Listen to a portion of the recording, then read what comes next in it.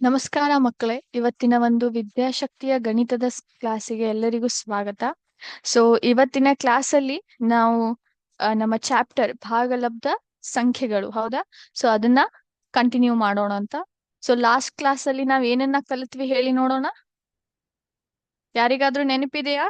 Last class ಅಲ್ಲಿ ಏನನ್ನ ಕಲಿತ್ವಿ ನಾವು ಕಲ್ತಿದ್ದು ಭಾಗಲಬ್ಧ ಸಂಖ್ಯೆಗಳನ್ನ ಯಾವ ರೀತಿ ಕೂಡಿಸ್ಬೇಕು, ಸಂಕಲನದ ಗುಣದ ಬಗ್ಗೆ ನಾವು ಕಲಿತ್ವಿ, ಹೌದಾ? ಅದಾದ್ಮೇಲೆ ನಾವು ವಿಲೋಮ ಸಂಕಲನದ ವಿಲೋಮ ಅದನ್ನು ಕೂಡ ಕಲಿತ್ವಿ, ಹೌದಾ? ಈಗ ನನ್ಗೆ ಒಂದು ರೀಕಾಲ್ ಮಾಡೋಣ ಅಂತ. ಈಗ -3/9 ಅಂತು ಸಂಕಲನದ ವಿಲೋಮ ಹೇಳಿ ನೋಡೋಣ, ಏನು ಬರುತ್ತೆ? -3/9 ಸಂಕಲನದ ವಿಲೋಮ ಏನ್ ಬರುತ್ತೆ ಹೇಳ್ಬೋದಾ ಯಾರ್ರೆ? S, very good. ಏನ್ ಬರುತ್ತೆ? 3/9 ಅಂತ ಬರುತ್ತೆ, ಹೌದಾ? ಇದು ಯಾವ ರೂಪದಲ್ಲಿದೆ? ಇದು ಋಣ ರೂಪದಲ್ಲಿರುವಂತಹ ಭಾಗಲಬ್ಧ ಸಂಖ್ಯೆಯನ್ನ ಅದರ ಸಂಕಲನದ ವಿಲೋಮ ಏನ್ ಬರುತ್ತೆ, ನಾವು ಅದನ್ನ ಧನ ರೂಪದಲ್ಲಿ ಬರಿತೇವಿ, ಹೌದಾ? ಈಗ ನಾನ್ ನಿಮ್ಗೆ ಒಂದು ಭಾಗಲಬ್ಧ ಸಂಖ್ಯೆಯನ್ನ ಕೊಡ್ತೀನಂತೆ. ಒಂದ್ ನಿಮಿಷ. ಎಸ್, ಈ ಭಾಗಲಬ್ಧ ಸಂಖ್ಯೆಯದ್ದು ಉತ್ತರ ಎಷ್ಟು ಬರುತ್ತೆ ಹೇಳಿ? 4/7 ಪ್ಲಸ್ ಇಂಟು ದಿ ಬ್ರಾಕೆಟ್ -4/7. ಇದನ್ನ ನಾವು ಲಾಸ್ಟ್ ಕ್ಲಾಸ್ ನಲ್ಲಿನೂ ಸಾಲ್ವ್ ಮಾಡಿರ್ಬೇಕು, ಹೌದಾ? ಸೊ ಏನ್ ಉತ್ತರ ಬರ್ತದೆ? ಉತ್ತರ 0 ಬರುತ್ತೆ. 0 ಬರುತ್ತೆ, ಹೌದಲ್ಲ? ಎಸ್, ಯಾಕಂದ್ರೆ ಒಂದು ಏನಿದೆ ಧನ ರೂಪದಲ್ಲಿದೆ, ಮತ್ತೊಂದು ಋಣ ರೂಪದಲ್ಲಿ ಇರೋದ್ರಿಂದ ಇವೆರಡು ಏನಿದು ಒಂದಕ್ಕೊಂದು ಸಂಕಲನದ ವಿಲೋಮಗಳು. ಹಾಗಾಗಿ ಯಾವತ್ತೂ ಅದರ ಉತ್ತರ ಏನ್ ಬರುತ್ತೆ? 0 ಅಂತಾನೆ ಬರುತ್ತೆ, ಸರಿನಾ? ಎಸ್. ಈಗ ಸಂಕಲನದ ನಾವೇನು ಸಂಕಲನದ ಗುಣ ಏನು ಚರ್ಚೆ ಮಾಡಿದ್ವಿ ಅಲ್ಲ ಭಾಗಲಬ್ಧ ಸಂಖ್ಯೆ ಬಗ್ಗೆ, ಅದನ್ನ ಇವತ್ತು ಅದ್ರ ಮೇಲೂ ಮತ್ತೊಂದು ಪ್ರಾಬ್ಲಮ್ ಮಾಡಿ ಅದನ್ನ ನಾವು ನೆನ್ಪಿಟ್ಕೊಳ್ಳಿಕ್ಕೆ ಪ್ರಯತ್ನ ಮಾಡೋಣ ಅಂತ. ಸೊ ಇಲ್ಲಿದೆ ಉದಾಹರಣೆ. ಸತ್ಪಾಲ್ ಪಿ ಸ್ಥಳದಿಂದ 2/3 ಕಿಲೋಮೀಟರ್ ಪೂರ್ವದ ಕಡೆಗೆ ಚಲಿಸಿ ನಂತರ ಅಲ್ಲಿಂದ ಪಶ್ಚಿಮದ ಕಡೆಗೆ 1 ಇಂಟಿಜರ್ 5/7 ಕಿಲೋಮೀಟರ್ ಚಲಿಸಿದನು. ಈಗ ಅವನು ಪಿ ಇಂದ ಎಲ್ಲಿರುವೆನು? ಸೊ ಸತ್ಪಾಲ್ ಎನ್ನೊಬ್ಬ ಹುಡುಗ ಏನ್ ಮಾಡಿದಾನೆ? ಅವ ಎಕಡೆ ಚಲಿಸಿದ? ಪೂರ್ವದ ಕಡೆಗೆ ಚಲಿಸಿದ. ಸೊ ಡೈರೆಕ್ಷನ್ಸ್ ಇಲ್ಲಿ ನೆನ್ಪಿಟ್ಕೋಬೇಕು ನಾವು, ದಿಕ್ಕುಗಳು, ಹೌದಾ?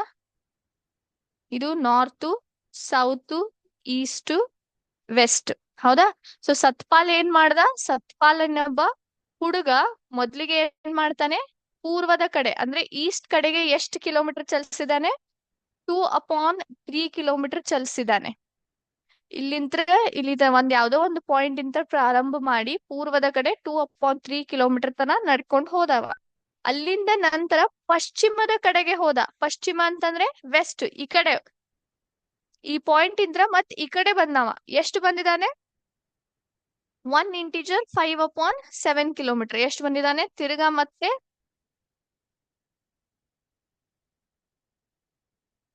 1 ಇಂಟಿಜರ್ 5/7 ಕಿಲೋಮೀಟರ್ ಬಂದಿದ್ದಾನೆ, ಹೌದಾ? 1 ಇಂಟಿಜರ್ 5/7. ಒಂದ್ ನಿಮಿಷ.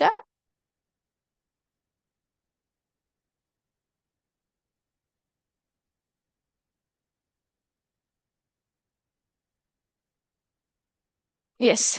ಸೊ 1 ಇಂಟಿಜರ್ 5/7 ಕಿಲೋಮೀಟರ್ ತಿರ್ಗಾ ವಾಪಸ್ ಬಂದಿದ್ದಾನೆ. ಈಗ ಅವನು ಪಿ ಇಂದ ಎಲ್ಲಿ ಇರುವೆನು? ಸೊ ಪಿ ಸ್ಥಳದಿಂದ ಅವ ಪ್ರಾರಂಭ ಮಾಡಿದ್ದ, ಹೌದಾ? ಪಿ ಸ್ಥಳದಿಂದ ಪ್ರಾರಂಭ ಮಾಡಿ ಸತ್ಪಾಲ ನಾವು ಪೂರ್ವದ ಕಡೆಗೆ 2/3 ಕಿಲೋಮೀಟರ್ ನಡ್ಕೊಂಡು ತಿರ್ಗಾ ಅದರ ಉಲ್ಟಾ ದಿಕ್ಕಿಗೆ, ಹಿಂದಿನ ದಿಕ್ಕಿಗೆ ಅಂದ್ರೆ ಪಶ್ಚಿಮದ ಕಡೆಗೆ ನಡ್ಕೊಂತ ಹೋದ. 1 ಇಂಟಿಜರ್ 5/7 ಕಿಲೋಮೀಟರ್. ಈಗ ಅವ ಪಿ ಇಂತ್ರ ಎಷ್ಟು ಡಿಸ್ಟೆನ್ಸ್ ನಲ್ಲಿ ಇದ್ದಾನೆ? ಈ ಡಿಸ್ಟೆನ್ಸ್ ನ ನಾವು ಕಂಡು ಹಿಡಿಬೇಕು, ಸರಿನಾ? ಓಕೆ. ಸೊ ಎಲ್ರಿಗೂ ಪ್ರಶ್ನೆ ಅರ್ಥ ಆಗಿದೆ ಅನ್ಕೋತೀನಿ, ಹೌದಾ? ಈಗ ಮೊದ್ಲಿಗೆ ಅದನ್ನ ಈಕ್ವೇಶನ್ ರೂಪಲ್ಲಿ ಬರ್ಕೊಳ್ಳೋಣ. ಸೊ ಮೊದ್ಲಿಗೆ ಎಷ್ಟು ಕಿಲೋಮೀಟರ್ ನಡೆದವ? 2/3 ಕಿಲೋಮೀಟರ್ ನಡೆದ. ಇದಕ್ ನಾವ್ ಏನನ್ನ ಕೂಡಿಸ್ಬೇಕು? ಪಶ್ಚಿಮದ ಕಡೆಗೆ ನಡ್ಕೊಂಡು ಹೋದಂತ ಒಂದು ಡಿಸ್ಟೆನ್ಸ್ ಎಷ್ಟು? 1 ಇಂಟಿಜರ್ 5/7 ಕಿಲೋಮೀಟರ್, ಹೌದಾ? ಆದ್ರೆ ಇಲ್ಲಿ ಏನಾಗಿದೆ, ಇಲ್ಲಿ ಏನೋ ಒಂದು ಬದಲಾವಣೆ ಇದೆ. ಅದ್ ಏನ್ ಹೇಳ್ಬೋದಾ ಯಾರಾದ್ರೂ? ಏನ್ ಹೇಳಿ? ಅವ ಮೊದ್ಲಿಗೆ ಪೂರ್ವದ ಕಡೆಗೆ ಹೋಗಿ ನಂತರ ಪಶ್ಚಿಮ ಕಡೆಗೆ ಹೋಗಿದಾನೆ. ಅಂದ್ರ ಫಸ್ಟಿಗೆ ಇದೇ ದಿಕ್ಕಿಗೆ ಹೋಗಿ ನಂತರ ಮತ್ ಇದೇ ದಿಕ್ಕಿಗೆ ಹೊಳ ಬಂದಿದ್ದಾನೆ. ಹೌದಾ? ಇಲ್ಲಿ ರಿಪೀಟ್ ಆಗ್ಲಿಕ್ಕತ್ತದ. ಅದರ ಅರ್ಥ ಏನು?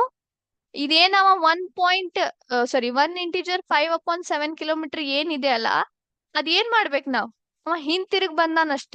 ಹಾಗಾಗಿ ಅದನ್ನ ನಾವು ಋಣ ರೂಪದಲ್ಲಿ ಬರಿಬೇಕು. ಎದರಲ್ಲಿ ಬರಿಬೇಕು? ಋಣ ರೂಪದಲ್ಲಿ ಬರಿಬೇಕು. ಪೂರ್ವದ ದಿಕ್ಕಿಗೆ ಹೋಗಿ 2/3 ಕಿಲೋಮೀಟರ್, ಮತ್ತೆ 1 ಇಂಟಿಜರ್ 5/7 ಅವ ಪಶ್ಚಿಮ ಕಡೆಗೆ ಅಂದ್ರೆ ಇಲ್ಲೇ ಹೊಳ್ಳನವ ಹೊಳ್ಕೊಂಡು ಮತ್ ಹಿಂಗೆ ಬಂದಿದ್ದಾನೆ. ಅದ್ರ ಅರ್ಥ ಏನಾಗ್ತದ? ಅವ ತಿರುಗಾ ಹಿಂದ್ ಬಂದಾನ, ಹಿಂದ್ ನಡ್ಕೋತ್ ಹೋಗ್ಯಾನ ಅಂತ ಅರ್ಥ ಅದು. ಹೌದಾ? ಸೊ ಹಾಗಾಗಿ ಅದನ್ನ ಋಣ ರೂಪದಲ್ಲಿ ಬರಿತೇವಿ ನಾವು, ಯಾಕಂದ್ರೆ ನಮ್ಗೆ ಈ ಡಿಸ್ಟೆನ್ಸ್ ಬೇಕಲ್ಲ. ಸೊ ಇದನ್ ನೀವ್ ಇದನ್ ಹಿಂಗ್ ಬಂದು ಮತ್ ಇದನ್ ಜಾಸ್ತಿ ಕೂಡ್ಸಿದ್ರೆ ಏನ್ ಆಕೇತಿ? ಅದು ಡಬಲ್ ಆಕೇತಿ. ಸೊ ನಮ್ಗೆ ಈ ಡಿಸ್ಟೆನ್ಸ್ ಬೇಕಾಗಿದ್ರಿಂದ ನಾವ್ ಏನ್ ಮಾಡ್ಬೇಕು? ಇದ್ರೊಳಗಡೆ ಇದನ್ ಕಳೆದ್ರ ಇದು ಬಂದ್ಬಿಡ್ತೈತಿ ನಮಗ್. ತಿಳಿತಾ? ಕಳಿಯೋದ್ರಿಂದ ಸೆನ್ಸ್ ಇಲ್ಲಿ ಕೂಡ್ಸೇಬೇಕು ನಾವಿಲ್ಲಿ. ಒಟ್ಟಾರೆ ಅವ ಎಷ್ಟು ಪಿ ಇಂತ್ರ ಎಷ್ಟು ಆ ದೂರದಲ್ಲಿ ಇದ್ದಾನೆ ಅಂತ ಕಂಡು ಹಿಡಿಲಿಕತ್ತೀವಿ ನಾವು. ಅದಕ್ಕೆ ನಾವು ನಡು ಏನ್ ಹಾಕಾತೇವಿ? ಸಂಕಲನದ ಚಿಹ್ನೆ ಹಾಕಾತೀವಿ. ಆದ್ರೆ ಒಂದು ಋಣ ರೂಪದಲ್ಲಿದೆ, ಮತ್ತೊಂದು ಧನ ರೂಪದಲ್ಲಿದೆ. ಸರಿನಾ? ಈಗ ಮಾಡ್ಬೋದಾ ನೀವು? ಇದನ್ ಮಾಡ್ಲಿಕ್ಕೆ ಪ್ರಯತ್ನ ಮಾಡಿ. 2 ನಿಮಿಷ ಆದ್ಮೇಲೆ ನಾನ್ ಮಾಡ್ತೀನಂತೆ, ನಿಮಗೆ ಉತ್ತರನು ಕೊಡ್ತೀನಂತೆ. ಸೊ ಮಾಡ್ಲಿಕ್ಕೆ ಪ್ರಯತ್ನ ಮಾಡಿ, ಎಷ್ಟು ಬರಬಹುದು ಉತ್ತರ.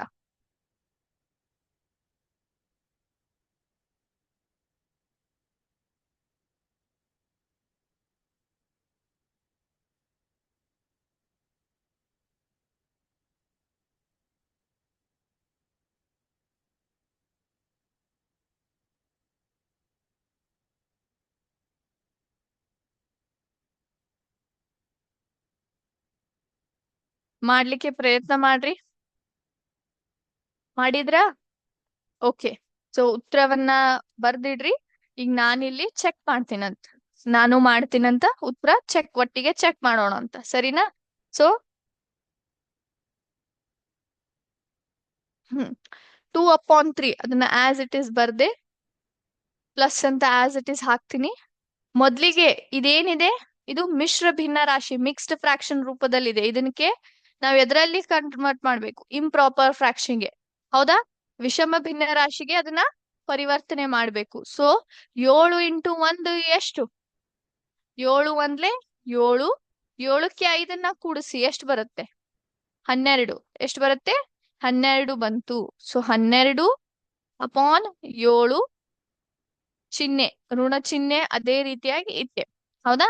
ಮತ್ತೆ ಈಗ ನೆಕ್ಸ್ಟ್, ಈಗ 2/3 ಪ್ಲಸ್ ಇಂಟು ಮೈನಸ್ ಏನಾಗುತ್ತೆ? ಪ್ಲಸ್ ಇಂಟು ಮೈನಸ್ ಏನಾಗುತ್ತೆ ಹೇಳ್ಬೋದಾ ನೀವು? -12/7 ಅಂತ ಬಂತು. 12/7. ಹೌದಾ? ಈಗ ಇಲ್ಲಿ ಏನ್ ಇದ್ದೀರಾ ನೀವು? ನೋಡ್ಬಹುದಾ? ಹೇಳ್ಬಹುದಾ?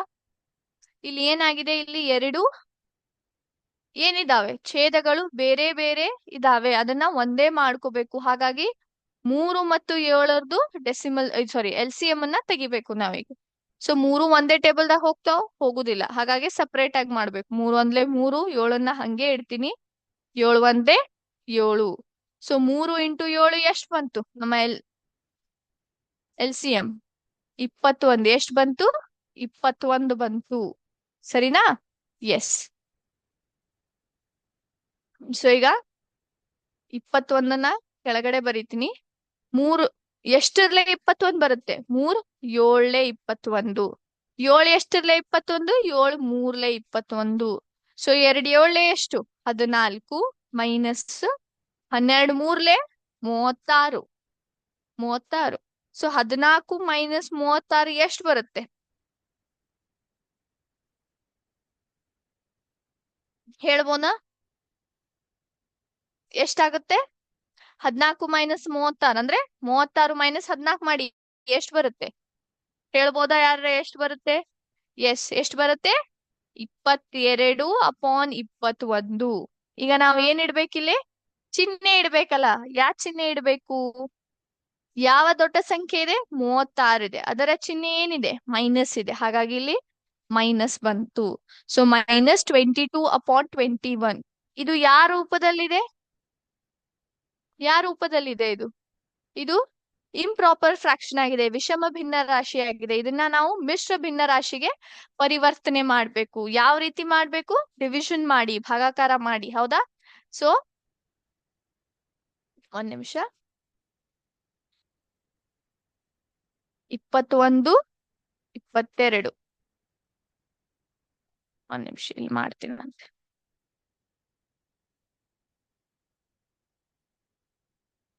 ಸೊ 21 21.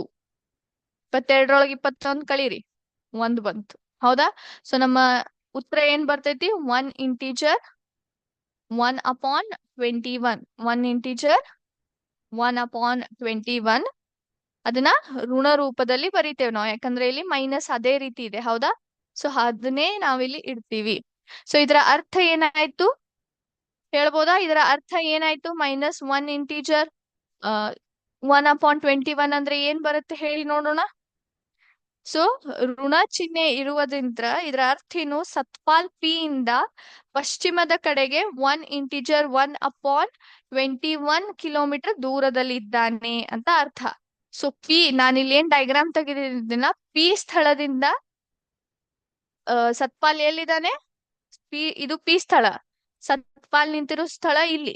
ಸೊ ಎರಡರ ನಡುವೆ ಎಷ್ಟು ಅಂತರ ಇದೆ? 1 ಇಂಟಿಜರ್ 1/21 ಕಿಲೋಮೀಟರ್. ಅದು ಪಶ್ಚಿಮದ ಕಡೆಗೆ ಇದೆ, ಯಾಕಂದ್ರೆ ಇಲ್ಲಿ ಋಣ ಚಿಹ್ನೆ ಇದೆ, ಅದರಿಂದ. ಅರ್ಥ ಆಯ್ತಾ ಮಕ್ಳೇ? ಎಸ್. ಸೊ ಇದನ್ನ ರಬ್ ಮಾಡ್ತೀನಂತೆ. ಈಗ ನಾವು ಮುಂದಿನ ಒಂದು ವಿಷಯದ ಚರ್ಚೆ ಮಾಡೋಣ. ಅದ್ಯಾವುದಂದ್ರೆ ವ್ಯವಕಲನ. ಸೊ ಭಾಗಲಬ್ಧ ಸಂಖ್ಯೆಗಳು ವ್ಯವಕಲನ ಮಾಡಿದಾಗ ಯಾವ ರೀತಿ ಅವು ಉತ್ತರಗಳು ಬರ್ತಾವೆ ಅಂತ ನೋಡೋಣಂತ.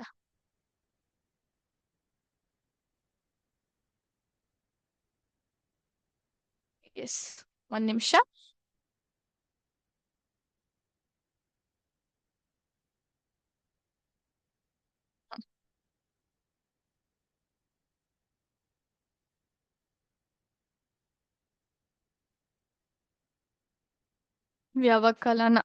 ವ್ಯವಕಲನದ ಬಗ್ಗೆ ಚರ್ಚೆ ಮಾಡೋಣ. ಸೊ ವ್ಯವಕಲನ ಅಂದ್ರೆ ಇಲ್ಲಿ ಭಾಗಲಬ್ಧ ಸಂಖ್ಯೆಗಳ ನಡುವೆ ವ್ಯತ್ಯಾಸವನ್ನು ನಾವು ತಿಳ್ಕೊಳ್ಳಿಕ್ಕೆ ಪ್ರಯತ್ನ ಮಾಡ್ತೀವಿ. ಸರಿನಾ? ಸೊ ಉದಾಹರಣೆಗೆ ಇಲ್ಲಿ ಮೊದ್ಲಿಗೆ ನಾನು ಏನ್ ಮಾಡ್ತೀನಿ ಅಂದ್ರೆ 5/7 -2/7. 5/7 -2/7 ಅನ್ನ ತಗೊಂಡಿದ್ದೀನಿ. ಹೌದಾ? ಇಲ್ಲಿ ಏನನ್ನ ಗಮನಿಸ್ಲಿಕ್ಕತ್ತೀವಿ ನಾವು? ಇವೆರಡು ಏನಿದಾವೆ? ಎರಡರದು ಛೇದ ಒಂದೇ ಆಗಿದಾವೆ, ಬೇರೆ ಬೇರೆ ಇಲ್ಲ. ಹಾಗಾಗಿ ಬಹಳ ಸುಲಭವಾಗಿ ನೀವು ಉತ್ತರದಲ್ಲಿ ಇರುವಂತ ಛೇದ ಏನಿರ್ತದಲ್ಲ ಅದು 7 ಅಂತ ಇಟ್ಬಿಡ್ಬೇಕು, ಏನು ಬದಲಾವಣೆ ಆಗುದಿಲ್ಲ. ನಂತರ 5 - 2, 5ರಲ್ಲಿ 2ನ್ನ ಕಳೀರಿ, ಎಷ್ಟು ಬಂತು? 3 ಬಂತು. ಚಿಹ್ನೆ ಯಾವ್ದು ಬರುತ್ತೆ? ಯಾವ್ದು ದೊಡ್ಡದಿದೆ? 5. ಸೊ ಅದರದ್ದು ಚಿಹ್ನೆ ಏನಿದೆ? ಧನ ಇದೆ. ಹಾಗಾಗಿ ಅದನ್ನ ಧನವಾಗಿನೇ ಇಡ್ತೀವಿ. ಸರಿನಾ? ಸೊ 3/7 ಏನ್ ಬಂತು? ನಮ್ಮ ಉತ್ತರ ಬಂತು.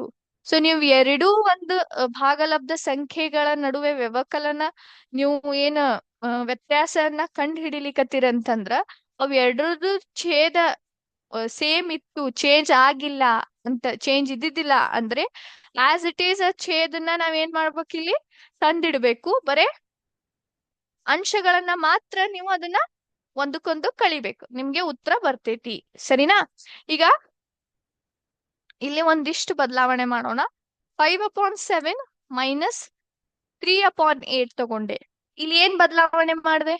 ಇಲ್ಲಿ ಎರಡೂ ಛೇದ ಬೇರೆ ಇದೆ, ಎರಡೂ ಛೇದ ಬೇರೆ ಇದೆ. ಹೌದಾ? ಈಗ ಛೇದ ಬೇರೆ ಇದ್ರೆ ಏನ್ ಮಾಡ್ಬೇಕಂತ ಹೇಳಿದೀನಿ ನಾನು, LCM ತೆಗೆದುಕೊಳ್ಬೇಕು. ತಿರ್ಗಾ 7 ಮತ್ತು 8ರದು LCM ತಗೋತೀನಿ. ಎರಡು ಒಂದೇ ಟೇಬಲ್ ಅಲ್ಲಿ ಬರುತ್ತಾ? ಬರೋದಿಲ್ಲ. ಹಾಗಾಗಿ 7 1 7, 8ನ್ನ ಹಂಗೆ ಇಡ್ತೀನಿ. 8 1 8. ಸೊ 7 × 8 ಎಷ್ಟು ಬಂತು? 56. ಎಷ್ಟು ಬಂತು? 56. ಎಷ್ಟು ಬರುತ್ತೆ? 56 ನಮ್ಮ LCM ಬಂತು. ಹೌದಾ? ಸೊ ಈಗ ಇದನ್ನ ತಗೊಳ್ಳೋಣಂತ. ಇಲ್ಲಿ 56 ಅಂತ ಬರೀತೀನಿ ಕೆಳಗಡೆ. 7 ಎಷ್ಟರಲ್ಲಿ 56? 7 ಎಂಟ್ಲೆ 56. ಎಂಟ್ ಎಷ್ಟರಲೆ 56? ಎಂಟ್ ಏಳ್ಲೆ 56. ಸೊ 5 ಎಂಟ್ಲೆ 40. 3 ಏಳ್ಲೆ 21. ಸೊ 40 ಮೈನಸ್ 21 ಮಾಡಿ ಎಷ್ಟು ಬರುತ್ತೆ? 56 ಇಲ್ಲೇ ಇಡ್ತೀನಂತ. 40ರಲ್ಲಿ 21ನ್ನ ಕಳೀರಿ, ಬೇಗ ಹೇಳಿ ಎಷ್ಟು ಬರುತ್ತೆ? 19. ಎಷ್ಟು ಬಂತು? 19. ಸೊ ನಮ್ಮ ಉತ್ತರ ಏನ್ ಬಂತು? 19/56. ಸರಿನಾ ಮಕ್ಳೇ? ಅರ್ಥ ಆಯ್ತಾ? ಅರ್ಥ ಆಯ್ತಾ? ಎಸ್. ಒಂದು ವಿಶೇಷ ನೋಟ್ ಅಂತ ಬರ್ಕೋಬಹುದು ನೀವು. ನೋಟ್ ಅಂತ ಅನ್ಕೋಬಹುದು, ಅಥವಾ ನೀವು ಇದನ್ನ ಬರ್ಕೋಬಹುದು. ಏನು ಅಂತಂದ್ರೆ, ಯಾವುದೇ ಎರಡು ಪೂರ್ಣಾಂಕ ತಗೊಳ್ಳಿ, ಎ ಮತ್ತು ಬಿ ನ. ಎ ಮತ್ತು ಬಿ ನ ಅದರಲ್ಲಿ ನೀವು ಎ ಮೈನಸ್ ಬಿ ಅದನ್ನ ಅಂದ್ರಿ ಅಂದೆ. ಎ ಮೈನಸ್ ಬಿ ಅಂತ ಅದನ್ನ ಅಂದ್ರಿ ಅಂದ್ರೆ ಇದನ್ನ ನಾವು ಮತ್ತೊಂದು ರೂಪದಲ್ಲಿಯೂ ಕೂಡ ಬರಿಬಹುದು. ಅದ್ಯಾವುದು? ಎ ಪ್ಲಸ್ ಮೈನಸ್ ಬಿ ಅಂತ. ಎ ಪ್ಲಸ್ ಮೈನಸ್ ಬಿ ಅಂದ್ರೆ ಬಿದ್ ಯಾವ ರೂಪ ಬರೀಲಿಕತ್ತೀವಿ? ಬಿ ಯಾವ ರೂಪದಲ್ಲಿದೆ? ಧನ ರೂಪದಲ್ಲಿದೆ. ಇವೆರಡೂ ಧನ ಸಂಖ್ಯೆಗಳು, ಎ ಮತ್ತು ಬಿ. ಹೌದಾ? ಸೊ ಬಿದು ಋಣ ಅಥವಾ ಋಣ ಅನ್ನೋಕ್ಕಿಂತನೂ ಸಂಕಲನದ ವಿಲೋಮ ರೂಪದಲ್ಲಿ ನಾವ್ ಇಲ್ಲಿ ಬರೆಯತ್ತೀವಿ ಅಂತ ಹೇಳ್ಬೋದು. ವಿಲೋಮ ರೂಪದಲ್ಲಿ ನಾವ್ ಇದನ್ನ ಬರೀಲಿಕತ್ತೇವಿ ಅಂತ ಹೇಳ್ಬಹುದು. ತಿಳಿತಾ? ಇದನ್ನೇ ಇಲ್ಲಿ ನಾವು ಅಪ್ಲೈ ಮಾಡಿ ನೋಡೋಣ ಅಂತ. 5/7 ಎ ಅಂತ ತಿಳ್ಕೊಳ್ಳೋಣ. ನಂತರ ಬಿ ಏನಿದೆ? 3/8 ಅಂತ ತಿಳ್ಕೊಳ್ಳೋಣ. ಸರಿನಾ? ಈಗ 5/7 ಮೈನಸ್ 3/8 ಅಂತ ಹೇಳಿದ್ವಿ ನಾವು. ಹೌದಾ? ಸೊ ಇದನ್ನ ಮತ್ತೊಂದು ರೂಪದಲ್ಲಿಯೂ ಬರಿಬಹುದು. ಅದ್ಯಾವುದು ಅಂತಂದ್ರೆ 5/7 ಪ್ಲಸ್, ಹೌದಾ, 5/7 ಪ್ಲಸ್ ಮೈನಸ್ 3/8 ಈ ರೂಪದಲ್ಲಿನೂ ಬರಿಬಹುದು ನಾವು. 5/7 plus 3 plus into the bracket minus 3/8. ಮತ್ತೆ ಅದು ಇದೇ ರೂಪದಲ್ಲೇ ಬರುತ್ತೆ, ಯಾಕಂದ್ರೆ ನೀವು ಪ್ಲಸ್ ಇಂಟು ಮೈನಸ್ ಮಾಡ್ತೀರಿ, ಮೈನಸ್ ಅಂತ ಬ್ರಾಕೆಟ್ ನ ಓಪನ್ ಮಾಡ್ತೀರಿ. ಹೌದಾ ಇಲ್ಲ? ಬ್ರಾಕೆಟ್ ಓಪನ್ ಮಾಡಿದಾಗ ನಿಮಗೆ -3/8 ಅಂತಾನೆ ಬರುತ್ತೆ. ನೀವು ಹೀಗ್ ಮಾಡಿದ್ರು ಕೂಡ ನಿಮ್ಗೆ ಉತ್ತರ 19/56 ಬರುತ್ತೆ. ಆದ್ರೆ ಇದೊಂದು ಏನ್ ಗುಣ ಇದೆಯಲ್ಲ, ಅದನ್ನ ನೆನ್ಪಿಟ್ಕೋಬೇಕು ನಾವು. ಯಾವಾಗಲೂ ನಾವು ಎ ಮೈನಸ್ ಬಿ ಅಂತ ಬರೆದ್ರೆ ಅದನ್ನ ಮತ್ತೊಂದು ರೂಪದಲ್ಲಿಯೂ ಬರಿಬಹುದು. ಅದ್ಯಾವುದು? A plus minus B bracket ಒಳಗಡೆ ಈ ರೀತಿ ನೀವು ಬರಿಬಹುದು. ಸರಿನಾ? ಅರ್ಥ ಆಯ್ತಾ? ಸೊ ಇಂತ್ರ ನಾವ್ ಏನಂತ ಹೇಳ್ಬಹುದು? ಸೊ ಆದ್ರಿಂದ ಯಾವತ್ತು ನಾವು ಎರಡು ಭಾಗಲಬ್ಧ ಸಂಖ್ಯೆಗಳನ್ನ ಕಳಿಬೇಕಾದ್ರೆ, ಕಳೆಯುವ ಸಮಯದಲ್ಲಿ ಕಳೆಯಬೇಕಾಗಿರುವ ಭಾಗಲಬ್ಧ ಸಂಖ್ಯೆಯ ವಿಲೋಮವನ್ನು ಮತ್ತೊಂದು ಭಾಗಲಬ್ಧ ಸಂಖ್ಯೆಗೆ ಕೂಡಬೇಕು ಎಂದು ಹೇಳುತ್ತೇವೆ. ಸೊ ಇದರ ಅರ್ಥ ಏನು? ಇಲ್ಲಿ ನಾವ್ ಏನ್ ಮಾಡ್ಲಿಕತ್ತೀವಿ? ಎರಡು ಭಾಗಲಬ್ಧ ಸಂಖ್ಯೆಗಳ ನಡುವೆ ಕಳೀಲಿಕತ್ತೀವಿ ನಾವು. ಹೌದಾ? ವ್ಯವಕಲನದ ಒಂದು ಏನ್ ಪ್ರಾಪರ್ಟಿ ಇದೆ ಅಲ್ಲ, ಅದನ್ನ ನಾವಿಲ್ಲಿ ಮಾಡ್ಲಿಕ್ಕೆ ಪ್ರಯತ್ನ ಮಾಡತ್ತೀವಿ. ಹೌದಾ? ಎರಡು ಭಾಗಲಬ್ಧ ಸಂಖ್ಯೆಗಳ ನಡುವೆ ನಾವ್ ಏನ್ ಮಾಡ್ಲಿಕತ್ತೀವಿ? ಕಳೀಲಿಕತ್ತೀವಿ. ಸೊ ಕಳೆಯಬೇಕಾದಂತ ಒಂದು ಭಾಗಲಬ್ಧ ಸಂಖ್ಯೆ ಏನಿರ್ತೈತಲ್ಲ, ಅದರದ್ದು ವಿಲೋಮ ರೂಪ ಬರಿತೀವಿ ನಾವು. ಬರೆದು ಅದನ್ನ ನಾವ್ ಏನ್ ಮಾಡ್ತೀವಿ? ಇಲ್ಲಿ ಕೂಡಿಸ್ಲಿಕ್ಕೆ ಪ್ರಯತ್ನ ಮಾಡ್ತೀವಿ. ವಿಲೋಮ ರೂಪ ಕೂಡಿಸ್ಲಿಕ್ಕೆ ಪ್ರಯತ್ನ ಮಾಡಿದಾಗ ಮತ್ತು ಅದು ಎಲ್ಲಿ ಬರುತ್ತೆ? ತಿರ್ಗಾ ನೀವು ಕಳಿಲೇಬೇಕಾಗುತ್ತೆ ಅದು. ತಿಳಿತಾ? ಎಸ್. ಸೊ ಮತ್ತೊಂದು ಒಂದು ಪ್ರಾಬ್ಲಮ್ ಮಾಡೋಣ ಅಂತ.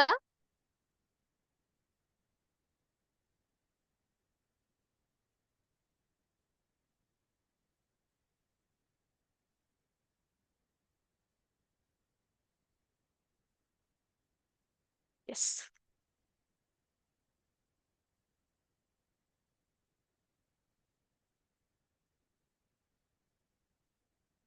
One integer 2/3 minus 2 integer 4/5. So ಇದನ್ನ ಮಾಡ್ಲಿಕ್ಕೆ ಪ್ರಯತ್ನ ಮಾಡಿ ಎಲ್ರು.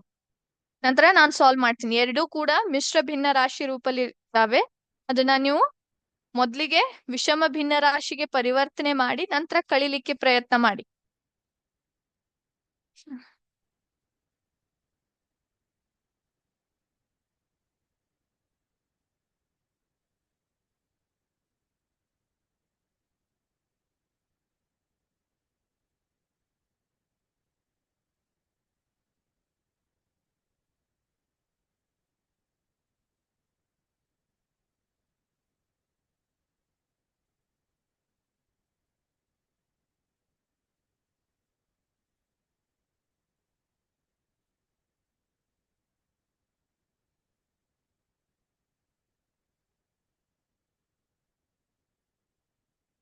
ಮಾಡ್ಲಿಕತ್ತೀರಿ ಎಲ್ರು?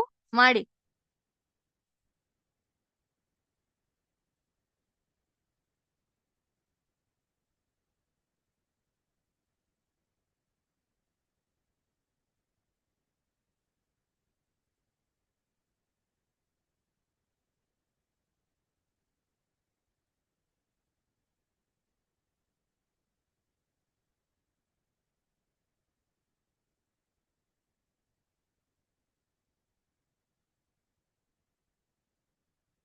ಮಾಡಿದ್ರಾ?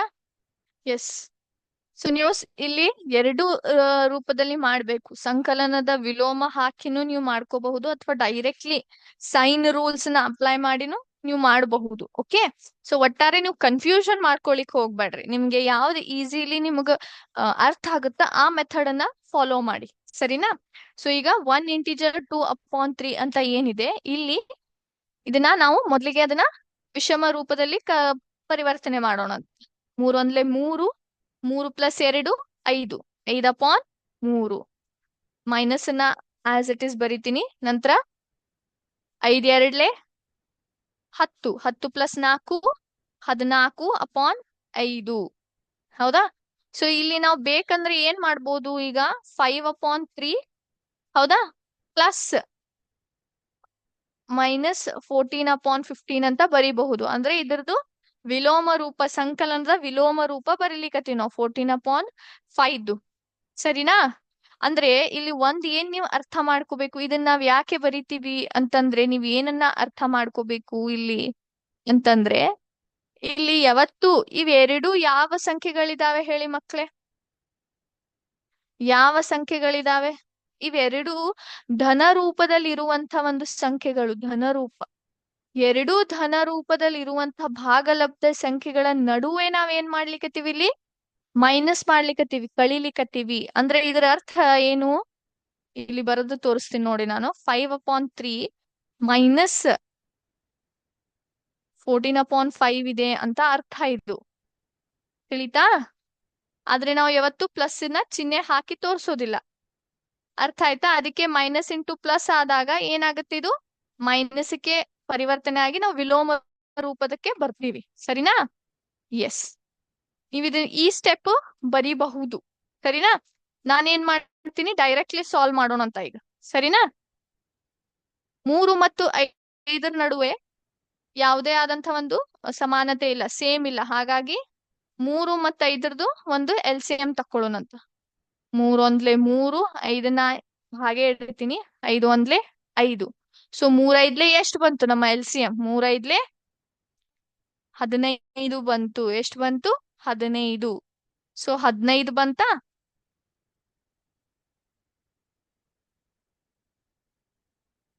3 ಎಷ್ಟರಲ್ಲೇ 15? 5ರಲ್ಲೇ. 5 ಎಷ್ಟರಲ್ಲೇ 15? 3ರಲ್ಲೇ. 5 5 25. 14 3 ಎಷ್ಟು? 14 3 ಎಷ್ಟು ಹೇಳಿ? ಹೇಳ್ಬೋದಾ ಯಾರಲ್ಲೇ? ಹೇಳಿ, 14 3 ಎಷ್ಟು? ನಿಮ್ಗೆ ಎಲ್ಲರಿಗೂ ಏನ್ ಬರ್ಬೇಕು? ಮೊದ್ಲಿಗ ಬಳ್ಳಿ ಬರ್ಬೇಕು, ಬಹಳ ಮುಖ್ಯ. ಬಳ್ಳಿ ಬರ್ಲಿಲ್ಲ ಅಂದ್ರೆ ಮ್ಯಾಥಮೆಟಿಕ್ಸೇ ಬರೋದಿಲ್ಲ. ಹೌದಾ? 14 3 ಎಷ್ಟು? 42. Very good. ಎಷ್ಟು? 42 ಬಳ್ಳಿ ಬರ್ತಾವೆ ನಿಮ್ಗೆ. ಹೌದಾ? ಈಗ 42ರಲ್ಲಿ 25ನ್ನ ಕಳೀರಿ. ಎಷ್ಟು ಬರ್ತದೆ ಹೇಳ್ರಿ ನಂಗೆ ಉತ್ತರ. 42ರಲ್ಲಿ 25ನ್ನ ಕಳೀರಿ. ಎಷ್ಟು ಬಂತು? ಎಸ್. 17 ಬಂತ? 17 ಬಂತ? ಎಸ್. 17/15. ದೊಡ್ಡ ಸಂಖ್ಯೆ ಯಾವುದು? 42. ಅದರ ಚಿಹ್ನೆ ಏನಿದೆ? ಮೈನಸ್. ಸೊ ಅದನ್ನ ಆಸ್ ಇಟ್ ಈಸ್ ನಾವು ಮೈನಸ್ ಅನ್ನ ಇಟ್ವಿ. ತಿಳಿತಾ? ಅರ್ಥ ಆಯ್ತಾ ಮಕ್ಳೇ ನಿಮಗೆ? ಸೊ -17/15 ಇದು ಯಾವ ರೂಪದಲ್ಲಿದೆ? ಇದು ಯಾವ ರೂಪದಲ್ಲಿದೆ? ವಿಷಮ ರೂಪದಲ್ಲಿ. ಅದನ್ನ ಮತ್ತೆ ನಾವು ಮಿಶ್ರ ರೂಪಕ್ಕೆ ಪರಿವರ್ತನೆ ಮಾಡ್ಬೇಕು. 15 1 15. ಎಷ್ಟು ಉಳಿತು? 17ರಲ್ಲಿ 15 ತೆಗಿರಿ, ಅಥವಾ 7ರಲ್ಲಿ 5 ತೆಗಿರಿ. 2. ಒಂದ್ರಾಗ 1 ತಗೊಳದೆ 0. ಸೊ ಎಷ್ಟು ಬಂತು ಉತ್ತರ ನಮ್ದು? 1 ಇಂಟಿಜರ್ 2/15 ಅಂತ ಬಂತು. ಇದನ್ನ ಋಣ ರೂಪದಲ್ಲಿ ಬರೀಬೇಕು. ಸರಿನಾ? ಅರ್ಥ ಆಯ್ತಾ ನಿಮಗೆ? ಎಸ್. ಓಕೆ. ಈಗ ಇದ್ರಲ್ಲಿ ಮತ್ತೊಂದು ಒಂದು ಮಾಡೋಣ ಅಂತ.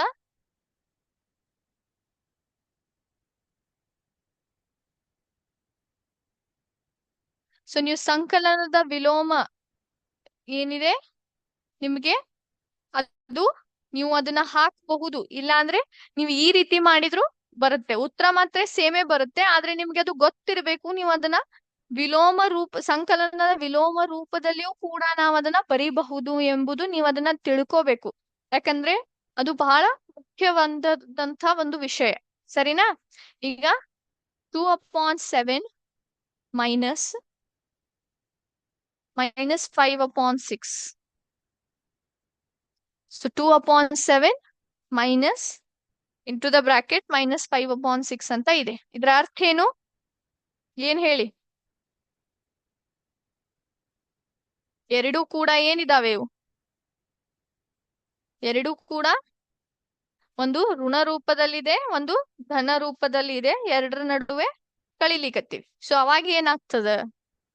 ಅವಾಗ ಏನಾಗುತ್ತ? ನೀವು ಈಗ ಬ್ರಾಕೆಟ್ ಓಪನ್ ಮಾಡ್ಬೇಕು. ಸೊ ಏನಾಗ್ತದ? 2/7 ಮೈನಸ್ ಇಂಟು ಮೈನಸ್ ಪ್ಲಸ್ ಆಗ್ಬಿಡುತ್ತೆ, +5/6. ತಿಳಿತಾ? ನೆನ್ಪಿಟ್ಕೊಳ್ಳಿ ಈ ಒಂದು ವಿಷಯ. Minus into minus plus. So ಯಾವತ್ತಿದ್ರು ನಿಮ್ಗೆ ಏನನ್ನ ಉಪಯೋಗಿಸ್ತಿರ್ಬೇಕು ನೀವು? ಸೈನ್ ರೂಲ್ಸ್ ಏನ್ ನಾ ಹೇಳ್ತೀನಲ್ಲ, ಮತ್ತೆ ಮತ್ತೆ ಕ್ಲಾಸ್ ಅಲ್ಲಿಯೂ ಕೂಡ ಅದನ್ನ ಹಲವಾರು ಸತಿ ನಾ ರಿಪೀಟ್ ಮಾಡ್ತೀನಿ ಪ್ರತಿಯೊಂದು ಸಮ್ ಸಾಲ್ವ್ ಮಾಡೋ ಟೈಮ್ ನಲ್ಲಿ. ನೀವು ಕೂಡ ಅದನ್ನ ಉಪಯೋಗಿಸ್ಬೇಕು. Minus into minus plus, plus into minus minus, minus into plus minus, plus into plus plus. ಇದು ಯಾವತ್ತು ನೀವು ತಲೆಯೊಳಗೆ ನೀವು ಇಟ್ಕೊಂಡ್ಬಿಡ್ಬೇಕು. ಯಾಕಂದ್ರೆ ಈ ರೂಲ್ಸ್ ಇರ್ಲಾರ್ದೆ ನೀವು ಕ್ಯಾಲ್ಕುಲೇಷನ್ ಮಾಡ್ಲಿಕ್ಕೇನೆ ಬರೋದಿಲ್ಲ. ಸರಿನಾ? ಸೊ ಈಗ ನೀವು ಮಾಡಬಹುದಾ? ಮಾಡಬಹುದಾ? ಬಹಳ ಸುಲಭವಾಗಿ ಮಾಡ್ಬೋದು. 7 ಮತ್ತು 6 ತಿರ್ಗಾ ಏನ್ ತಗೋಬೇಕು? ನಾವು LCM ತಗೋಬೇಕು. ಯಾಕಂದ್ರೆ ಇದು ಒಂದೇ ಟೇಬಲ್ ಅಲ್ಲಿ ಬರೋದಿಲ್ಲ. ಸೊ 7 ಮತ್ತು 6 LCM ಎಷ್ಟು ಬರುತ್ತೆ? 7 ಒಂದ್ಲೆ 7, 6ನ್ನ ಹಾಗೆ ಇಡ್ತೀನಿ. 6 ಒಂದ್ಲೆ 1, 7 ಇಂಟು 6 ಎಷ್ಟು ಬಂತು? 42. 42 LCM ಬಂತು. ಸರಿನಾ?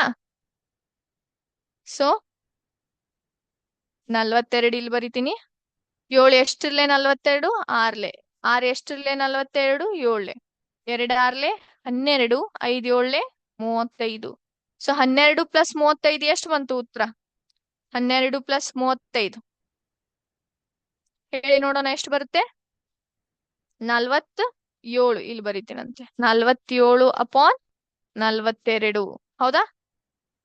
ಸೊ ಈಗ ಮತ್ತೆ ಇದನ್ನ ನೀವು ಎದಕ್ಕೆ ಕನ್ವರ್ಟ್ ಮಾಡ್ಬೇಕು, ಪರಿವರ್ತನೆ ಮಾಡ್ಬೇಕು? ಮಿಶ್ರ ಭಿನ್ನ ರಾಶಿಗೆ. ಹೌದಾ ಇಲ್ವೋ? ಸೊ ಎಷ್ಟು ಬರುತ್ತೆ?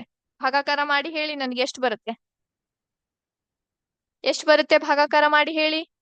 47ನ್ನ 47/42 ಭಾಗಾಕಾರ ಮಾಡಿ ಎಷ್ಟು ಬರುತ್ತೆ ಹೇಳಿ?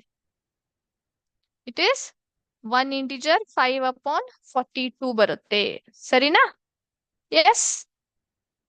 ಓಕೆ. ಸೊ ಎಲ್ರಿಗೂ ಅರ್ಥ ಆಯ್ತಾ ಯಾವ ರೀತಿ ನೀವು ಭಾಗಲಬ್ಧ ಸಂಖ್ಯೆಗಳ ನಡುವೆ ವ್ಯವಕಲನ ಎಂಬ ಒಂದು ಪ್ರಾಪರ್ಟಿನ ಯಾವ ರೀತಿ ಮಾಡ್ತೀರಿ, ಯಾವ ರೀತಿ ಎರಡು ಭಾಗಲಬ್ಧ ಸಂಖ್ಯೆಗಳನ್ನ ಕಳಿತೀರಿ ಅಂತ ತಿಳಿತಾ ನಿಮಗೆ? ಎಸ್. ಓಕೆ. ಈಗ ನಾವೇನ್ ಮಾಡುದು ಅಂತಂದ್ರೆ ಇದ್ರ ಮೇಲೆ ಒಂದಿಷ್ಟು ಪ್ರಶ್ನೆಗಳ ನೋಡೋಣ ಅಂತ. ಸರಿನಾ? 1 ನಿಮಿಷ. ಎಲ್ರಿಗೂ ನನ್ನ ಸ್ಕ್ರೀನ್ ಕಾಣ್ಲಿಕ್ಕತ್ತದ? ಓಕೆ. ಸೊ ಪ್ರಾರಂಭ ಮಾಡೋಣ. 1 ನಿಮಿಷ. ಎಸ್. ಮೊದಲನೇ ಪ್ರಶ್ನೆ. When adding 2 rational numbers with the same sign, you add their absolute values and keep the sign. ಇಲ್ಲಿ ಏನಾಗ್ಲಿಕ್ಕತ್ತದ? ಎರಡು ಭಾಗಲಬ್ಧ ಸಂಖ್ಯೆಗಳನ್ನ ಕೂಡಿಸೋ ಸಮಯದಲ್ಲಿ ಎರಡು ಭಾಗಲಬ್ಧ ಸಂಖ್ಯೆಗಳ ಚಿಹ್ನೆ ಸೇಮ್ ಇದೆ. ಧನ ಎರಡೂ ಕೂಡ ಧನ ರೂಪದಲ್ಲಿ ಇರ್ಬೋದು ಅಥವಾ ಎರಡೂ ಕೂಡ ಋಣ ರೂಪದಲ್ಲಿ ಇರ್ಬೋದು. ಅವಾಗ ನಾವೇನ್ ಮಾಡ್ತೀವಿ? ಅವೆರಡೂ ಭಾಗಲಬ್ಧ ಸಂಖ್ಯೆಗಳನ್ನ ಬೆಲೆಗಳನ್ನ ಕೂಡಿಸ್ತೀವಿ ಮತ್ತು ಸೈನ್ ಅನ್ನ ಆಸ್ ಇಟ್ ಈಸ್ ಇಡ್ತೀವಿ. ಹೌದಾ ಇಲ್ವೋ? ಹೌದು. ಯಾಕಂದ್ರೆ ಎರಡೂ ಸಂಖ್ಯೆಗಳ ನಡುವೆ ಏನಿರ್ತದ? ಸೇಮ್ ಸೈನ್ ಇರ್ತದ. ಸೊ ಕೂಡಿಸ್ತೀವಿ. ಮೈನಸ್ ಇತ್ತು, ಎರಡು ಮೈನಸ್ ಇದ್ದು ಅಂದ್ರೂ ಕೂಡಿಸ್ತೀವಿ, ಎರಡು ಪ್ಲಸ್ ಇದ್ದು ಅಂದ್ರೂ ಕೂಡಿಸಿ ಸೈನ್ ಆಸ್ ಇಟ್ ಈಸ್ ಇಟ್ಟು ಬಿಡ್ತೀವಿ. ಹೌದಾ ಇಲ್ಲೋ? So true. ಎಸ್. ಮುಂದಿನ ಒಂದು ಪ್ರಶ್ನೆ ನೋಡೋಣ. When adding two rational numbers with different signs, you subtract their absolute values and keep the sign of the number with a greater absolute value. ಇಲ್ಲಿ ಏನಾಗ್ಲಿಕ್ಕತ್ತದ, ಎರಡು ಭಾಗಲಬ್ಧ ಸಂಖ್ಯೆಗಳನ್ನ ಕೂಡಿಸುವಾಗ ಎರಡು ಭಾಗಲಬ್ಧ ಸಂಖ್ಯೆಗಳ ಚಿಹ್ನೆ ಬೇರೆ ಬೇರೆ ಇದೆ. ಹಾಗಾಗಿ ನಾವ್ ಏನ್ ಮಾಡ್ತೀವಿ, ಅವನ್ನ ಕಳಿತೀವಿ. ಕಳೆದು ಯಾವ ಒಂದು ಸಂಖ್ಯೆ, ಯಾವ ದೊಡ್ಡ ಸಂಖ್ಯೆದ ಚಿಹ್ನೆ ಏನಿರ್ತೈತಲ್ಲ ಅದನ್ನೇ ಉತ್ತರದಲ್ಲಿ ಇರ್ತೀವಿ. ಸರಿನಾ ತಪ್ಪು? ಸರಿ, ಹೌದಿಲ್ಲ? ಎಸ್. ಈಗ to subtract the rational numbers, you rewrite it as an addition by adding the opposite. Then follow the rules for adding rational numbers. ಇಲ್ಲಿ ಏನ್ ಮಾಡ್ಲಿಕ್ಕತ್ತೀವಿ ನಾವು, ಎರಡು ಭಾಗಲಬ್ಧ ಸಂಖ್ಯೆಗಳನ್ನ ಕಳೆಯೋ ಸಮಯದಲ್ಲಿ ಒಂದು ಸಂಖ್ಯೆನ ನಾವ್ ಏನ್ ಮಾಡ್ತೀವಿ, ಅದರ ಸಂಕಲನದ ವಿಲೋಮ ರೂಪದಲ್ಲಿ ಬರೆದಿಟ್ಟು ಮುಂದೆ ರೂಲ್ಸ್ ಯಾವ ರೀತಿ ಫಾಲೋ ಮಾಡ್ತೀವಿ ನಾವು, ಯಾವ ರೀತಿ ಕೂಡಿಸ್ತೇವಲ್ಲ ಭಾಗಲಬ್ಧ ಸಂಖ್ಯೆಗಳನ್ನು, ಅದೇ ರೂಲ್ಸ್ ನ ಫಾಲೋ ಮಾಡ್ತೀವಿ. ಸರಿನಾ ತಪ್ಪು? ಮಕ್ಳು ಸರಿ ಅಂತ ಹೇಳಿಕತ್ತಾರೆ, ನೋಡೋಣ ಇವರ ಉತ್ತರ ಸರಿ ಇದೆ ಇಲ್ಲ ಅಂತ. ಎಸ್, ಸರಿ ಇದೆ. Very good. ಈ ತಕ್ಷಣ ನೋಡಿದ್ವಿ ನಾವು ವ್ಯವಕಲನ ಮಾಡೋ ಸಮಯದಲ್ಲಿ. So 4 minus 8 is the same as minus 4 plus 8. 4 minus 8 is same as minus 4 plus 8. 4ರಲ್ಲಿ 8ನ್ನ ತೆಗಿರಿ, ಎಷ್ಟು ಬರುತ್ತೆ ನಿಮಗೆ ಉತ್ತರ? 4 ಬರುತ್ತೆ. -4 + 8 ಮಾಡಿದಾಗೂ ಎಷ್ಟು ಬರುತ್ತೆ? 4 ಬರುತ್ತೆ. ಆದ್ರೆ ಏನ್ ಬದಲಾವಣೆ ಆಗಬಹುದು? Yes, very good. ಚಿಹ್ನೆ ಬದಲಾವಣೆ ಆಗುತ್ತಲ್ಲ. ಎಸ್. ಸೊ ಉತ್ತರ ಏನಿರಬಹುದು? ಇಲ್ಲಿ -4 ಬರುತ್ತೆ, ಇಲ್ಲಿ ಬರೇ 4 ಬರುತ್ತೆ. ಯಾಕಂದ್ರೆ ಇಲ್ಲಿ -8 ಇದೆ, ಅಲ್ಲಿ +8 ಇದೆ. ದೊಡ್ಡ ಸಂಖ್ಯೆ ಚಿಹ್ನೆ ಇಡ್ಬೇಕು ನಾವು. ಸೊ ಸೇಮ್ ಬರುತ್ತಾ? ಇಲ್ಲ. -4 ಮತ್ತು 4 ಎರಡು ಸೇಮಾ? ಇಲ್ಲ. ಒಂದು ಋಣ ರೂಪ, ಒಂದ ಧನ ರೂಪ. ಹೌದೋ ಇಲ್ವೋ? ಫಾಲ್ಸ್. ಎಸ್. ಒಂದ್ ನಿಮಿಷ. ಹಾ, 4 minus 8 is the same as 4 plus into the bracket -8. Yes, very good. ಸಂಕಲನದ ವಿಲೋಮನ ಪ್ರಯತ್ನಿಸಿದ್ದಾರಾ? ಎಸ್. -19 -19 ಎಷ್ಟು ಬರುತ್ತೆ ಉತ್ತರ? ಎಷ್ಟು ಬರುತ್ತೆ? -38. Yes, very good. ಯಾಕಂದ್ರೆ ಎರಡೂ ಕೂಡ ಒಂದೇ ಚಿಹ್ನೆ ಇದೆ, ಒಂದೇ ರೂಪದಲ್ಲಿದ್ದಾವೆ. ಸೊ ಕೂಡಿಸ್ತೇವೆ ನಾವಿಲ್ಲಿ. ಈಗ -324 minus into the bracket -918 is the same as -324 plus 918. ಎರಡು ಕೂಡ ಸೇಮ್ ಇದಾವ. ಇಲ್ಲಿ ಕೊಟ್ಟಂತ ಒಂದು ಏನು ಸಂಖ್ಯೆಗಳಿದಾವೆ, ಇದ್ರ ಮತ್ತು ಇಲ್ಲಿ ಕೊಟ್ಟಿರುವಂತ ಒಂದು ಸಂಖ್ಯೆ ಎರಡೂ ಕೂಡ ಸೇಮ್ ಇದಾವ.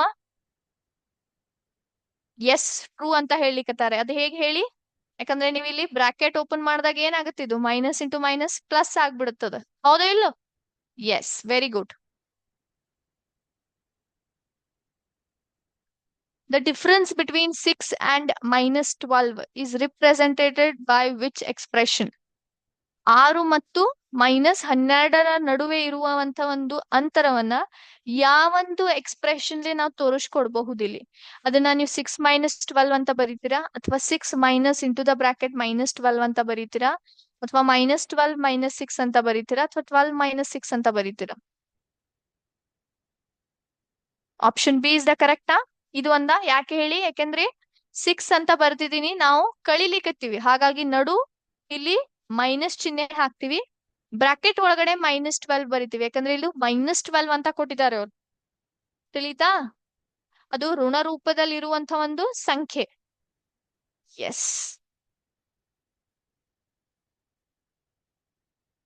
The difference between -12 and 6 is represented by which expression? So ಈಗ ಚೇಂಜ್ ಮಾಡಿದ್ದಾರೆ. ಅವಾಗ 6 ಮತ್ತು -12 ಕೊಟ್ಟಿದ್ರು, ಈಗ -12 ಮತ್ತು 6 ಇದೆ. ಎರಡರ ನಡುವೆ ಕಳಿಲಿಕ್ಕತ್ತೀವಿ. ಸೊ ಮೊದ್ಲಿಗೆ ಯಾವ ಒಂದು ಸಂಖ್ಯೆ ಬರುತ್ತೆ? -12 ಬರುತ್ತೆ, ನಂತರ -6 ಅಂತ ಬರಿತೀವಿ. ಇದಿರಬಹುದಾ? ನೋಡೋಣವಾ ನಮ್ಮ ಆನ್ಸರ್ ಕರೆಕ್ಟ್ ಇದೆ ಅಲ್ಲೋ? ಎಸ್, ಕರೆಕ್ಟ್ ಇದೆ ನೋಡಿ. ಸೊ 6 ಏನಿದೆ, ಧನ ರೂಪದಲ್ಲಿರುವಂತ ಸಂಖ್ಯೆ, ಹಾಗಾಗಿ ಡೈರೆಕ್ಟ್ಲಿ ಮೈನಸ್ ಅಂತ ನಡು ಹಾಕ್ಬಿಡ್ತೀವಿ ನಾವು.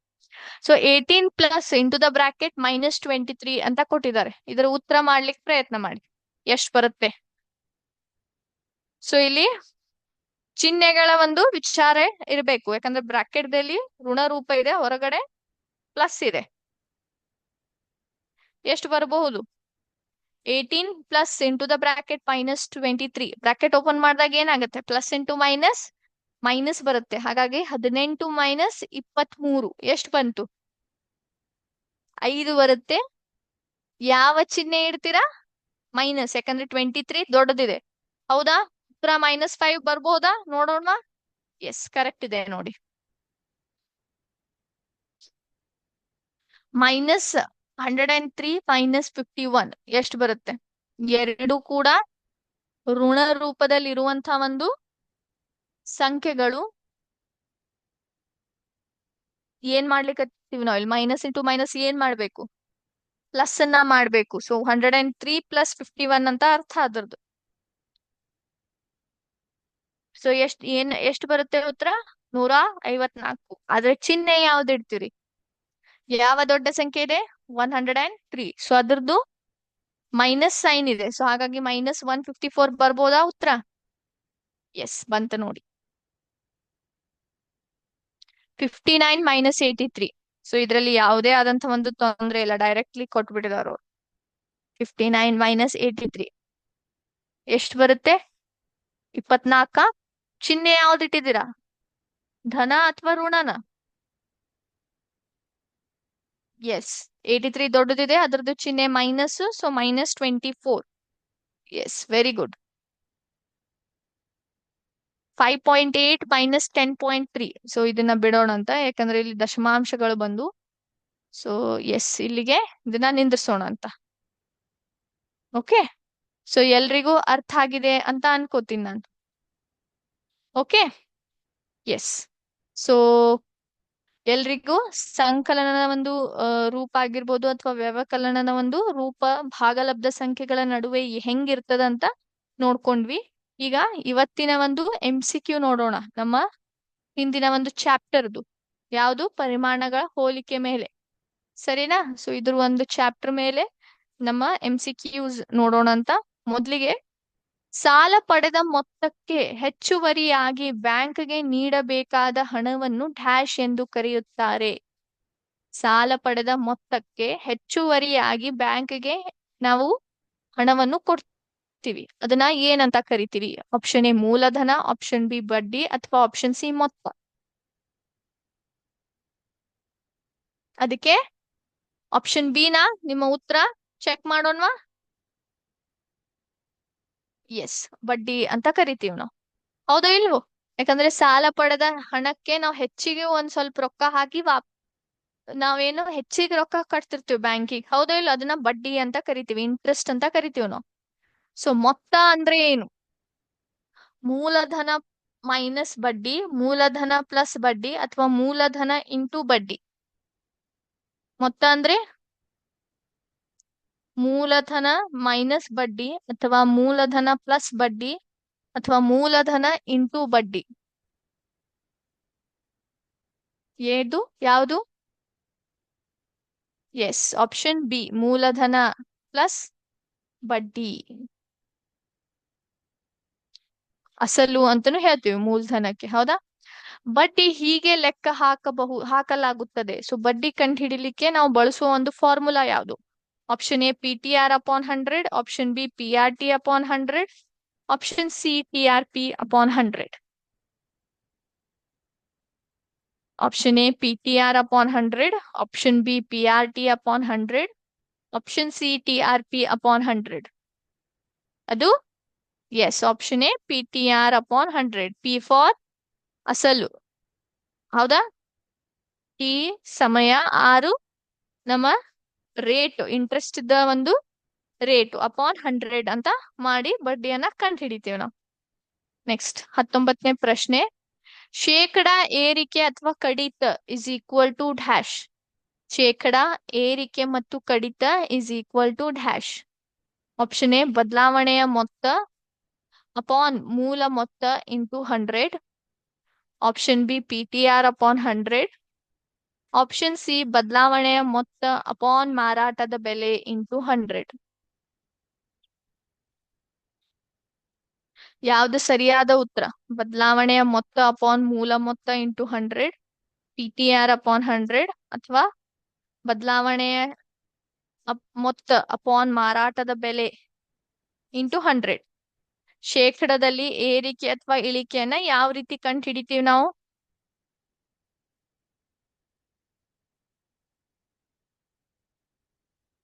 ಹೇಳ್ರಿ.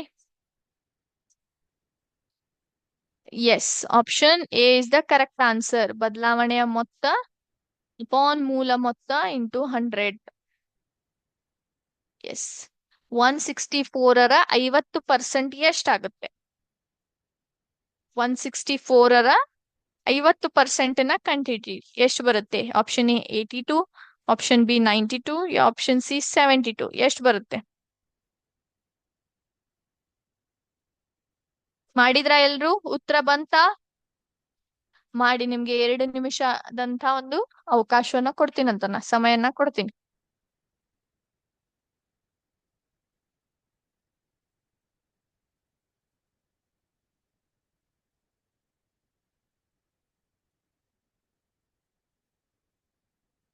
ಮಾಡಿದ್ರ? ಎಸ್, ನಾನಿಲ್ಲಿ ಮಾಡಿ ತೋರಿಸ್ಲಾ? ಓಕೆ. ಸೊ ಸಾರಿ,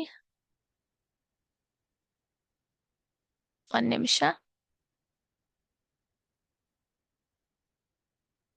ಇಲ್ಲಿ ಬರೀತೀನಂತೆ. 164 ಅಂದ್ರ ಇಂಟು ಅಂತ ಅರ್ಥ, ಹೌದಾ? ಗುಣಾಕಾರದ ಚಿಹ್ನೆ ಹಾಕ್ತೀವಿ ನಾವು. 50% ಅಂದ್ರೆ ಅದರ ಅರ್ಥ ಏನು? ಭಿನ್ನ ರಾಶಿ ರೂಪದಲ್ಲಿ ಬರೆದಾಗ 50/100 ಅಂತ ಅರ್ಥ, ಹೌದಾ? ಸೊ ಇಲ್ಲಿ ಈ ರೀತಿ ಬರ್ಕೋತೀವಿ ನಾವು. ನಂತರ 1 0 ಹೋಯ್ತು, ಇಲ್ಲೊಂದ್ 0 ಹೋಯ್ತು. 5 1 5 2 10. 164 2ರಲ್ಲೇ ನಾವು ಕ್ಯಾನ್ಸಲ್ ಮಾಡ್ಬೋದಾ? ಮಾಡ್ಬೋದು. 2 1 2 8 16, 2 2 4. ಸೊ ಉತ್ತರ ಎಷ್ಟು ಬಂತು? 82. ಸೊ ನಮ್ಮ ಕರೆಕ್ಟ್ ಆಪ್ಷನ್ ಯಾವುದು? 82. ಅರ್ಥ ಆಯ್ತಾ? 82 ನಮ್ಮ ಕರೆಕ್ಟ್ ಆನ್ಸರ್. ಎಲ್ರಿಗೂ ಅರ್ಥ ಆಗಿದೆ ಅಂತ ಅನ್ಕೋತೀನಿ. ಎಸ್. ಸೊ ಇಲ್ಲಿಗೆ ಒಂದು MCQ ಟೆಸ್ಟ್ ಪರಿಮಾಣಗಳ ಹೋಲಿಕೆ ಮೇಲೆ ನಾವು ಮುಗಿಸಿದ್ವಿ. ಓಕೆ. ಎಸ್. ಸೊ ಕ್ಲಾಸ್ ಅನ್ನ ಮುಗಿಸುವ ಮುಂಚೆ ನಾವೇನಿದೆ ಇವತ್ತಿನ ಒಂದು ಥಾಟ್ ಆಫ್ ಡೇ ನೋಡೋಣ ಅಂತ. S.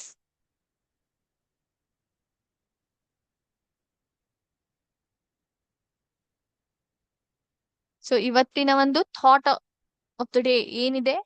Focus on the goal, not the obstacle. Obstacle ಅಂದ್ರೆ ಏನು ಹೇಳಿ ಮಕ್ಳೇ?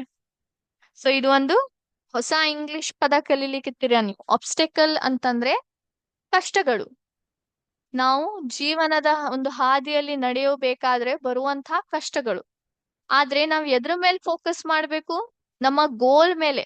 ನಮ್ಮ ಒಂದು ಏನು ನಾವು ಜೀವನದಲ್ಲಿ ಸಾಧಿಸ್ಬೇಕು ಅಂತ ಅನ್ಕೊಂಡಿದೀವಲ್ಲ, ಅದ್ರ ಮೇಲೆ ನಾವು ನಮ್ಮ ಗಮನ ಇಡ್ಬೇಕು, ಆದ್ರೆ ಕಷ್ಟಗಳ ಮೇಲೆ ಇಲ್ಲ.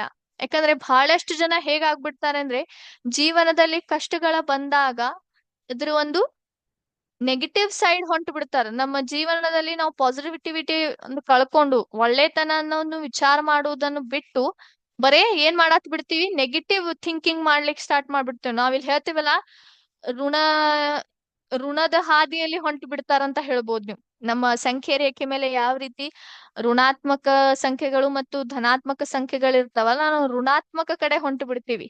ಯಾಕಂದ್ರೆ ಕಷ್ಟಗಳು ಬಂದಾಗ ಹೇಗ್ ಅನ್ಕೊಂಡ್ಬಿಡ್ತೀರಂದ್ರೆ, ಏನಪ್ಪಾ ನನ್ನ ಜೀವನ ಇದೇ ಹೌದಾ? ನಿಮ್ಮ ಯಾವುದೇ ಒಂದು ಇವನ್ ನಿಮ್ಮ ಪರೀಕ್ಷೆಗಳು ಬಂದಾಗ ನಿಮ್ಗೆ ಯಾವುದೇ ಒಂದು ಸಬ್ಜೆಕ್ಟ್ ಬರಾತಿಲ್ಲ ಅಂದ್ರೆ, ಏನಪ್ಪಾ ನನ್ಗೆ ಈ ಸಬ್ಜೆಕ್ಟ್ ಬರೋದನೇ ಇಲ್ಲ ಅಂತ ಬಿಟ್ಬಿಡ್ತೀರಿ ನೀವು. ಎಸ್ಪೆಷಲಿ ಮ್ಯಾಥ್ಸ್ ಅಥವಾ ಸೈನ್ಸ್ ಇದ್ದಾಗ, ಹೌದಾ? ಹಾಗ್ ಮಾಡ್ಬಾರ್ದು. ಯಾವ ಒಂದು ಕಷ್ಟಗಳಿರ್ತಾವೆ ಅದಕ್ಕೆ ನೀವು ಏನ್ ಮಾಡ್ಬೇಕು? ಅದನ್ನ ತಿರ್ಗಾ ನೀವು ಪ್ರಾಕ್ಟೀಸ್ ಮಾಡಿದ್ರೆ, ಸಾಲ್ವ್ ಮಾಡಿದ್ರೆ ಏನಾಗುತ್ತೆ? ನಿಮ್ಗೆ ಒಳ್ಳೆ ಮಾರ್ಕ್ಸ್ ಬಂದೇ ಬರ್ತವೆ. ಅದೇ ರೀತಿ ಜೀವನದಲ್ಲಿಯೂ ಕೂಡ ಕಷ್ಟಗಳ ಬಂದ್ರೆ ಕಷ್ಟಗಳನ್ನ ಎದುರಿಸ್ಬೇಕು. ನೀವ್ ಅದ್ರಂತ್ರ ಸೋಲ್ಬಾರದು.